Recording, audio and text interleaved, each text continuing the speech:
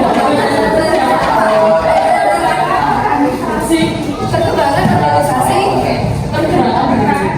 pergerakan di Indonesia. Kalau kelupaan sebelum mulai sebaiknya berarti ya. Oke. Siapa ketua kelasnya? Oh, dan sekarang silakan dipimpin. Silakan berdoa mulai. Doa selesai.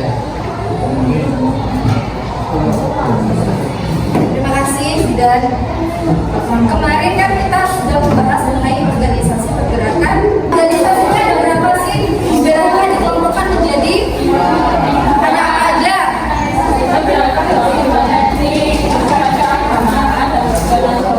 Benar sekali.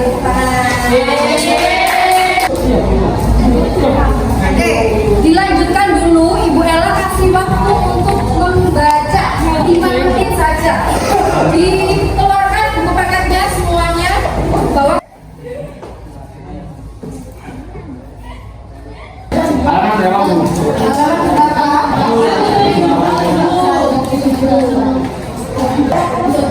Oke, semuanya ada perkenalan.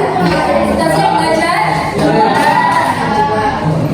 Sekarang Ibu Ella minta sebelum kita membahas mengenai proses pelaksanaan kemerdekaan Indonesia, tolong dibaca poinnya aja yang halaman 177.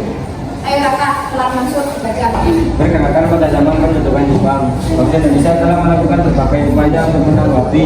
Kan dijelaskan ya, kalau adanya beberapa organisasi yang didirikan sewaktu ada Jepang menjajah Indonesia.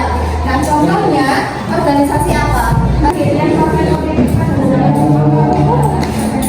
Nah, adanya gerakan bawah tanah, terus perlawanan bersenjata terhadap Jepang. Kan Jepang merupakan negara penjajah. Gerakan bawah tanah itu dilaksanakan dengan cara sembunyi-sembunyi. Jadi tanpa negara Jepang itu tahu kalau Indonesia melakukan gerakan bawah tanah. Siapa saja? Di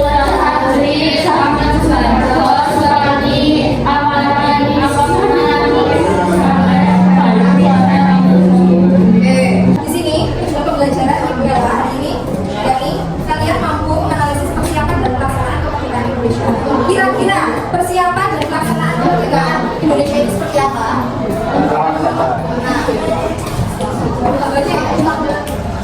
Ini sebenarnya ada kabarnya. Kabarnya itu adanya bahasa Jepang sama Indonesia yang mendirikan bendera Indonesia sama benderanya Jepang. Jadi bersamaan. Nah, itu ada alasannya. Yang pertama, di sini Bella akan bercerita. Pada tahun 1944, Angkatan Perang Amerika memukul mundur Angkatan Perang Jepang dengan alasan kan Jepang sama Amerika ini sama-sama negara penjajah. Nah, Amerika ingin menghancurkan Jepang, tapi pada saat itu Jepang menjajah Indonesia. Lalu yang dilakukan Amerika adalah mengebom bom atom di kota Hiroshima dan Nagasaki pada tanggal berapa?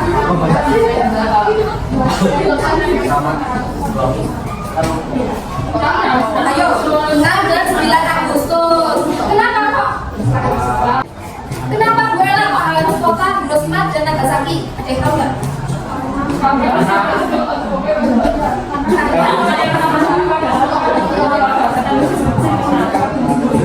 Jadi sebenarnya kota Hiroshima dan Nagasaki itu merupakan markas militer terbesar. Jika markas itu dibom, maka Jepang kayak tidak berdaya. Kan tidak ada senjata, tidak ada sumber daya manusia juga. Maka dari itu ya, untuk awalnya seperti itu. Kalau kalian misalkan hidup di negara Jepang dan mengalami masa itu, kira-kira gimana perasaannya? Sedih. Terima. Sama ya sih, kita kan negara Indonesia merupakan negara yang dijajah, jadi sangat ditindas, sangat mengalami apa lagi? Kemiskinan, terus sengsara, kelaparan kayak gitu ya. Oke, nah lanjut dengan cara buktinya itu bendera merah putih itu dikibarkan saat itu. Tapi masih harus ada pendampingan dengan bendera Jepang. Boleh dikibarkan, tapi syaratnya bendera saya juga harus tetap dikibar di negara Anda. Akhirnya rakyat Indonesia tetap menerima tawaran. Oke, lanjut. Paham nggak? Nah, ini berjalannya waktu, maka golongan-golongan yang ada di Indonesia itu terbentuk. Kan kemarin kita telah mempelajari organisasi ya. Maka bentuklah pembentukan badan BPUPKI. Ayo atas katanya.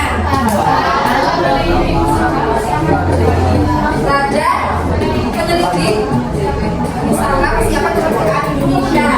Nama lainnya apa? Nama lainnya BPUPKI. Namanya Dokumen Sujudi Josakari. Nah, ada BPUPKI ini sudah bentuk strukturnya. Jadi ada ketuanya siapa? Oke, kalau misalkan atau kan boleh ditulis karena nanti ada soal-soal ditulis. Nah, pada tanggal 10 sampai 17 Juli diadakanlah sidang kedua. Ayo membahas tentang apa sidang kedua ini? Wilayah NKRI, terus ya sama rencana undang-undang dasar. Nah, tadi kan panitianya ada 3 orang ya, masuk anggotanya. Nah, ini dikerucutkan lagi sehingga menjadi 19 orang untuk mempercepat ini. Nanti panitia perancang kemudiannya juga membentuk panitia lebih kecil lagi. Selesai dikerucutkan menjadi 19 orang, dikerucutkan lagi menjadi 7 orang yang diketuai oleh siapa? Dalam sidang kedua kan sudah ya sekarang kan mengenai yang Jakarta dikerucutkan lagi menjadi 7 orang untuk membentuk badan tubuh Sumomo. Catat balik ya. Soekarno dan Bung Hatta tibalah ke Indonesia setelah dibawa ke dalam Vietnam. Tiba ke Indonesia, di situ ada debat, ada golongan tua dan golongan muda. Golongan tuanya itu masih ingin kalau Soekarno yang Hatta sama Regimen Indonesia itu mengusung PPKI lagi untuk berbicara lagi. Kira-kira informasi apa aja yang didapat? Nah, golongan mudanya berbeda pendapat. Jangan mau. Itu masih berurusan dengan Jepang. Nanti kalau misalkan Poka masih ditiadakan, negara kita tidak jadi merdeka gimana? Karena dari itu golongan muda membawalah atau kata lain menculik Soekarno dan Bung Hatta ke Medan Depok sebelum merdeka. Dibawalah ke situ dan si golongan muda itu berbicara kepada Soekarno. Ayo cepetan, udah berapa masa lagi? Biar negara kita cepat merdeka. Maka dari itu di rumahnya Laksamana Maeda, Soekarno dan Bung Hatta merumuskan proklamasi. Nah, setelah merumuskan proklamasi, ayo gimana? Proklamasi isinya gimana? Ayo baca. Bareng-bareng yang keras. Proklamasi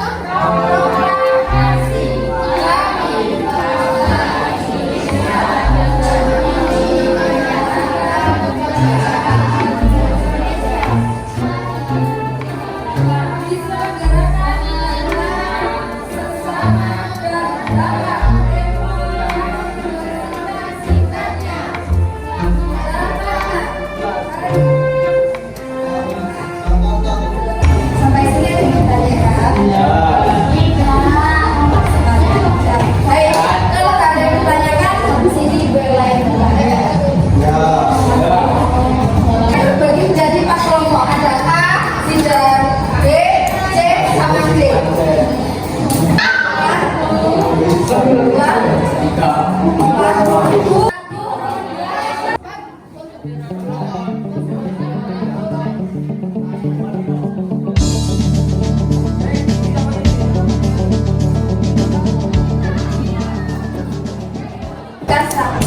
Nah, ini gimana caranya? Caranya nanti satu-satu per kelompok. Misalkan kelompok A, B, C, D. Kelompok A, B, C, D semuanya maju. Majunya 2 orang atau 1 orang. Kelompok masing-masing. Kemudian jadi di sini sudah ada pertanyaannya. Setiap A, B, C, D semua pertanyaannya berbeda. Tapi pokoknya sama, jadi tidak bisa dikontekkan. Boleh, baku boleh. Berdiskusi sama temannya boleh. Jadi untuk diskusi nanti Bella kasih waktu 1 menit. Langsung ada yang menjawab. Itu sendiri ke depan. Setelah itu, kalau sudah langsung dibalas koreksi dan dibalas lagi. Nah, paham nggak? Paham ya? Bisa mulai sekarang?